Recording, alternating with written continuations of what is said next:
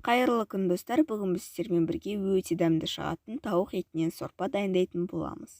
Ендеше көп созбай видеоны бастаймыз. Ең алдымен тауықты кесіп аламыз. Содан кейін қазанымызға су құйып, тауықтарымызды салып, тауықтың қайнағанын күтеміз. Қазанымыз қайнағанша картоп, сәбіз және де пиязды кесіп дайындап аламыз.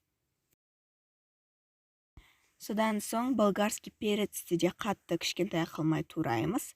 Мені біздің сорпамыз қайнады және оған болгарский перец, пияз және де сәбізімізді қосып жақсылап араластырамыз.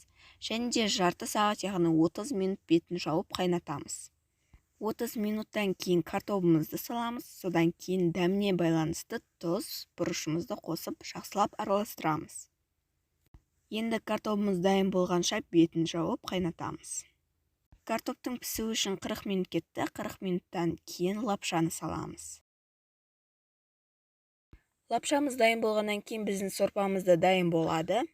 Тауық етінен сорпа тез әрі дәмді болып шығады. Міндетті түрде дайындап көріңіздер. Және де бұл видео сіздерге ұнады деген ойдамын. Ұнаса лайк басып, каналға тіркелуді ұмытпаймыз. Астарыңыз дәмді болсын.